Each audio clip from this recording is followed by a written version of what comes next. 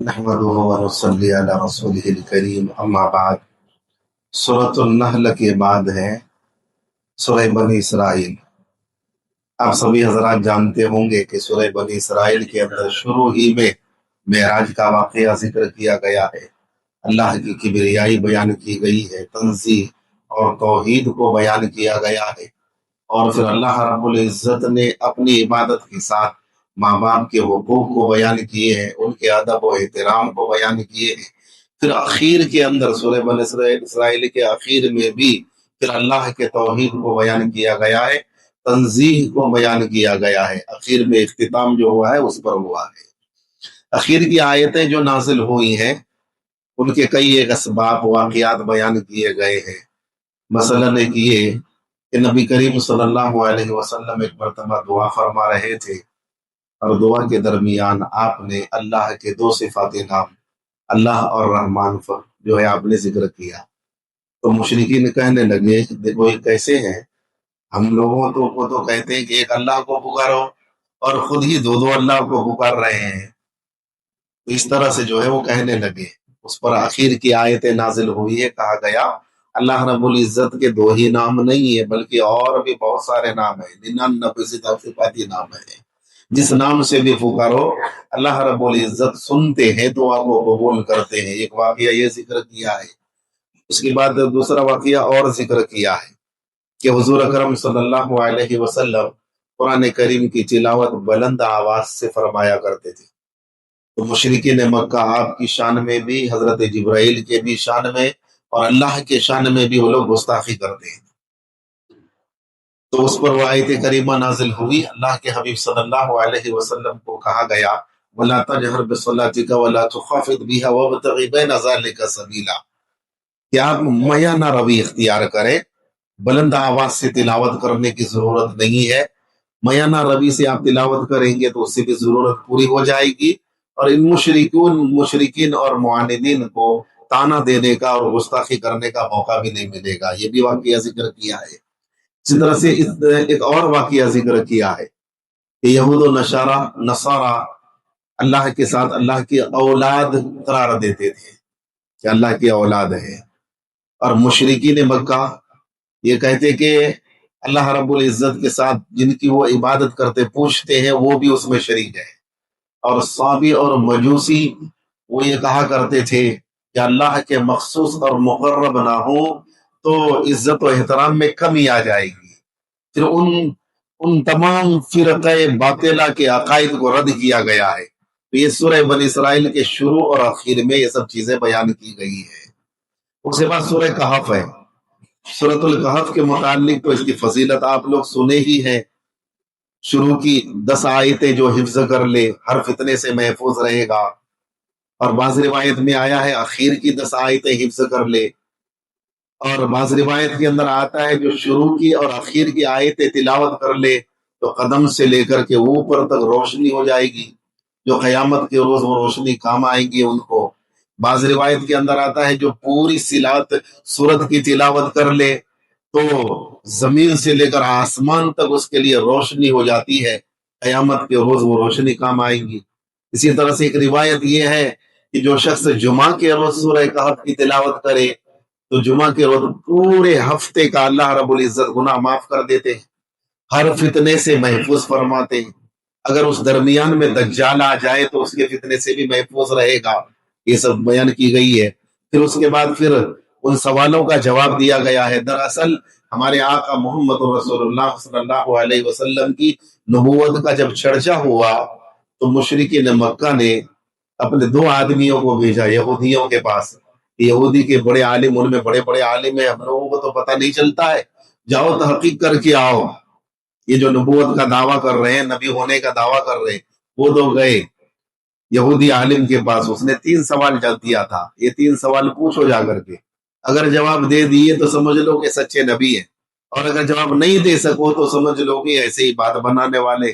روح کے متعلق، ان چند نوجوانوں کے متعلق جو ایک غار کے اندر رہے تھے اور سال ہر سال اللہ نے ان کو سلا دیا تھا، ان کا کیا واقعہ ہے؟ یہ واقعہ عجیبہ میں سے ہے۔ ذوالقرنین کے متعلق، جس نے مشرق و مغرب کا سفر کیا اور سد سکندری نام سے یاجوج ماجوج کے درمیان جو دیوار قائم کیے ہیں ان کے متعلق سوال کرو. تو یہ 3 سوال لے کر کے یہودی عالم نے بھیجا تھا حضور کے پاس، اور حضور نے فرمایا ٹھیک ہے کل میں جواب دیتا ہوں. حضور اس انتظار میں تھے کہ جبریل آئیں گے اور بتا دیں گے، بتا دیا جائے گا، لیکن آپ نے اس کے ساتھ انشاءاللہ نہیں فرمایا، جس کی وجہ سے کچھ دن تک وہی آئی نہیں. ان لوگوں کو اور بھی تان و تشریح کا موقع ملا، حضور اقدس صلی اللہ علیہ وسلم سے تان و تشریح کا موقع ملا اور گستاخی کرنے کا موقع ملا. پھر حضرت جبرائیل علیہ السلام آئے اور 3 سوالوں کا جواب لے کر آئے، وہی لے کر آئے، اور یہ بتایا کہ جب کوئی کام کرے، آئندہ کرنے کا ارادہ کرے تو آپ انشاءاللہ کہہ لیا کریں. اسی لیے ہم لوگوں کو بھی یہ کہا گیا ہے کہ ہم آئندہ کے کام کے متعلق انشاءاللہ لگائے پیچھے. اسی وجہ سے مسئلہ ہے، اگر کوئی اپنی بیوی کو طلاق دے رہا ہے، کہہ دیا، اگر جو ہے کوئی قائل کہتا ہے میں نے طلاق دے دیا انشاءاللہ، تو کہتے طلاق پڑے گی؟ نہیں پڑے گی.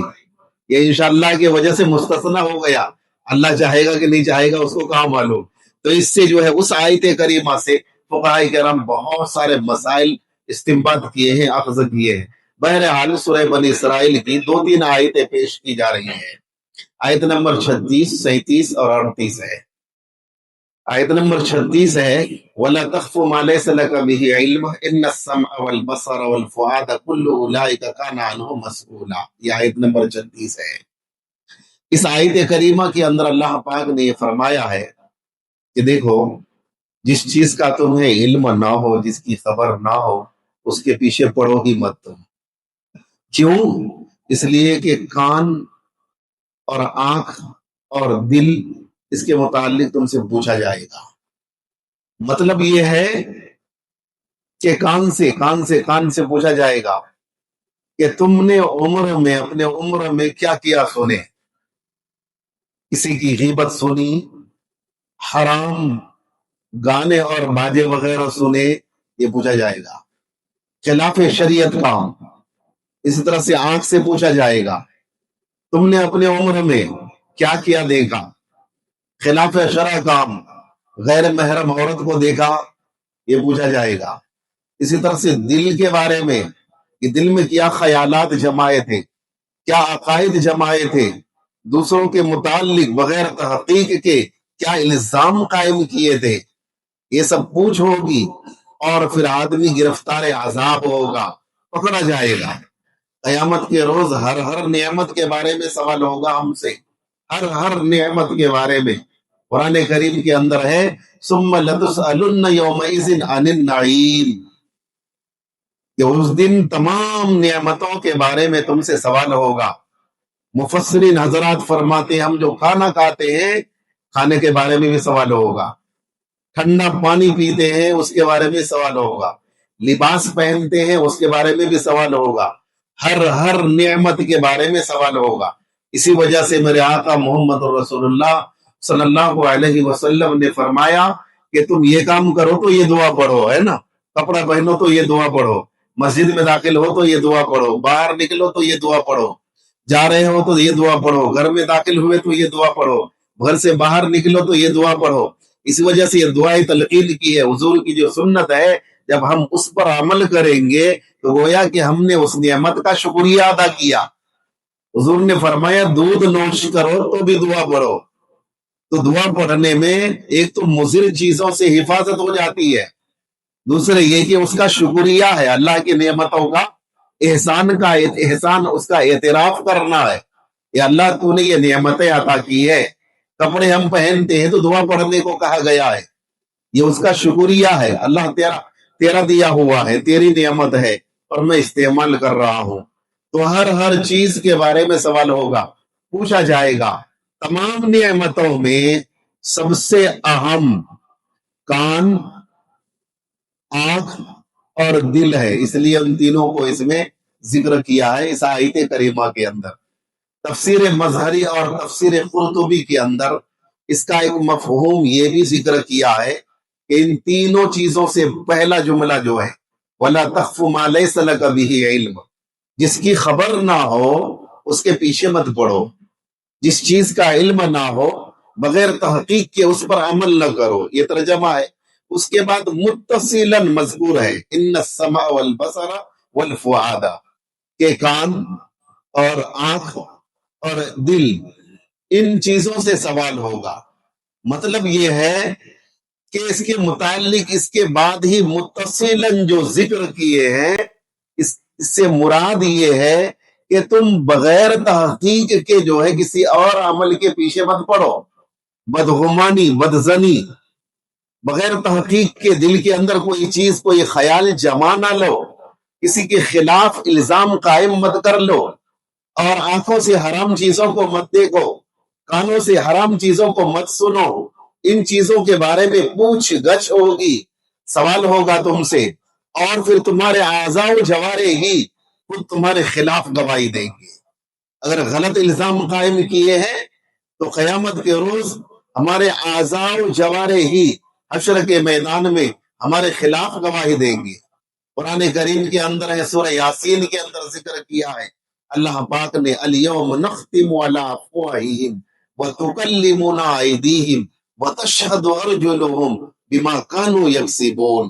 اس آیت کریمہ کے اندر بیان کیا ہے کہ قیامت کے روز ہم تمہارے منہ پر مہر لگا کر بند کر دیں گے۔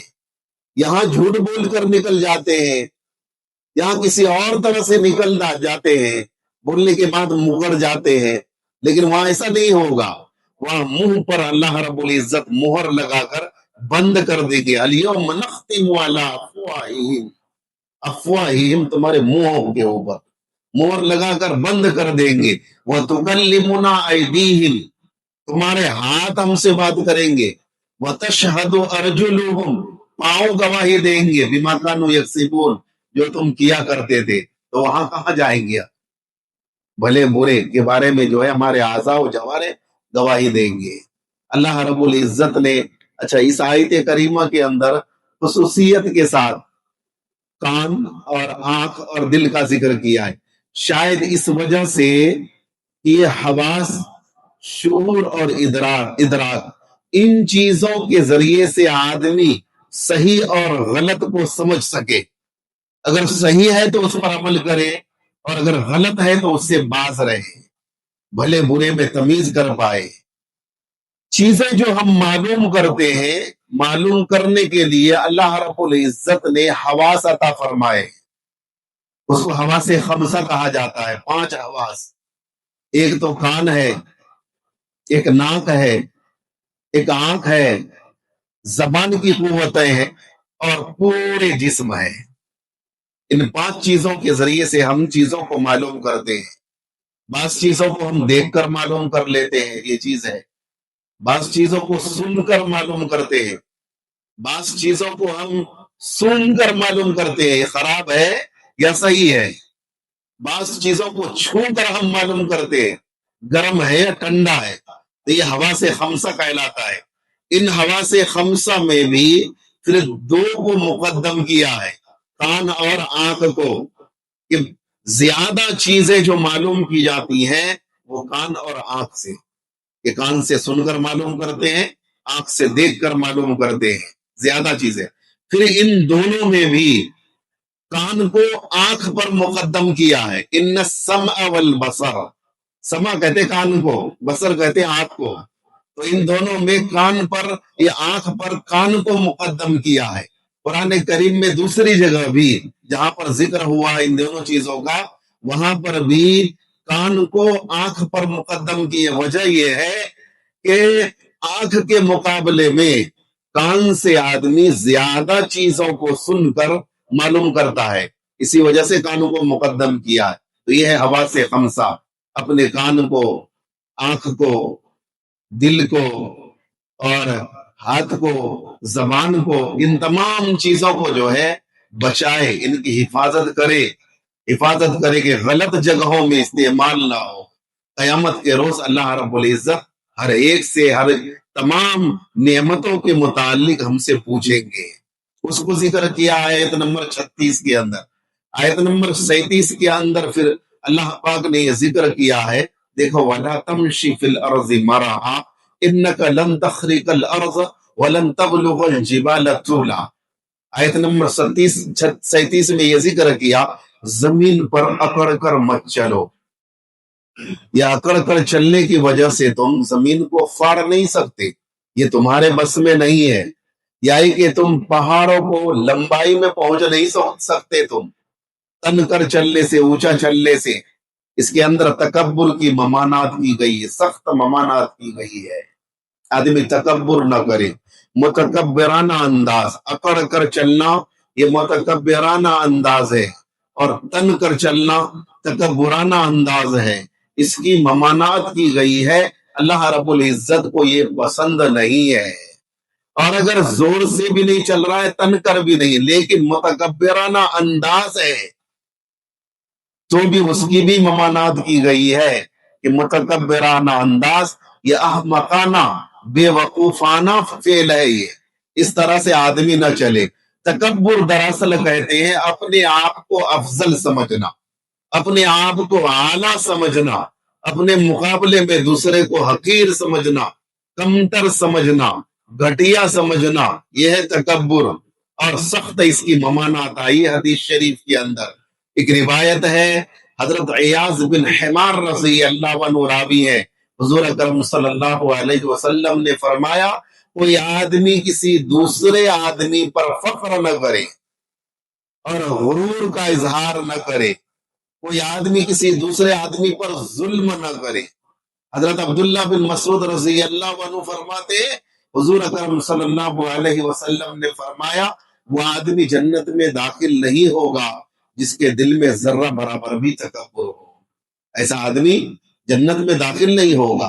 ایک حدیث شریف کے اندر حدیث قدسی ہے، حضرت ابو ہریرہ رضی اللہ عنہ راوی فرماتے حضور نے فرمایا کہ اللہ یوں فرماتا ہے کبریائی برائی میری چادر ہے اور عظمت میری ازار ہے، جو کوئی مجھ سے چھیننے کی کوشش کرے گا میں اسے جہنم میں ڈال دوں گا۔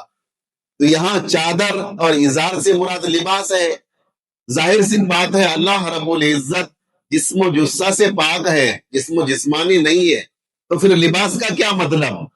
کہتے ہیں یہاں لباس کا مطلب اللہ رب العزت کی صفت کبریائی ہے، برائی ہے، جو شخص اس میں شریک ہونا چاہے گا اللہ اسے جہنم میں ڈال دے گا، وہ جہنمی ہے۔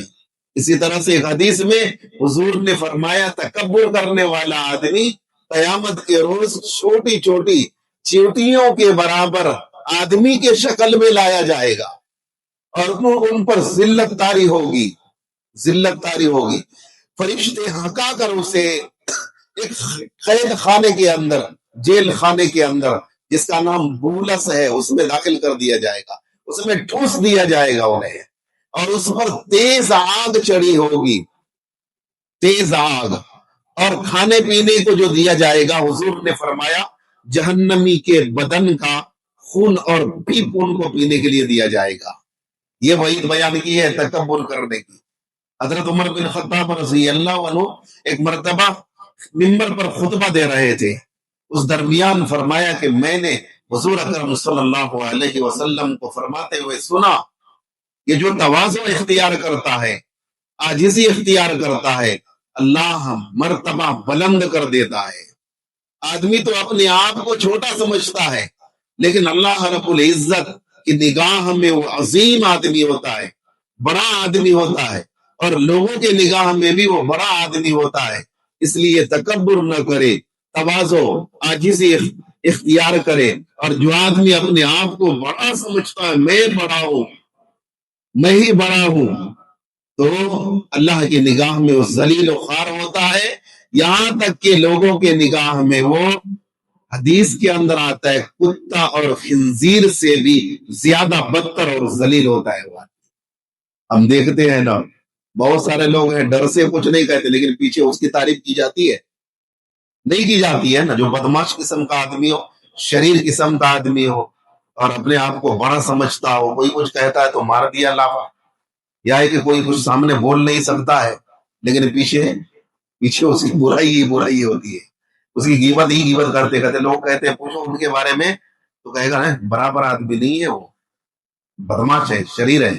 تو یہ ہے ہم کو ایسا بننا ہے کہ سامنے تو چھوڑیے پیچھے ہماری تعریف ہو، لوگ پیچھے تعریف کریں، دراصل یہ تعریف ہے منہ پر تعریف کرنا یہ کوئی بڑی بات نہیں ہے، کسی کی بھی تعریف کر دیتے ہیں، لیکن پیچھے تعریف ہو، لوگ پیچھے کہے کہ بھلا آدمی ہے، نیک آدمی ہے، تواضع والا ہے، اللہ سے ڈرنے والا ہے، متقی اور پرہیزگار ہے، ہم کو ایسا بننا ہے۔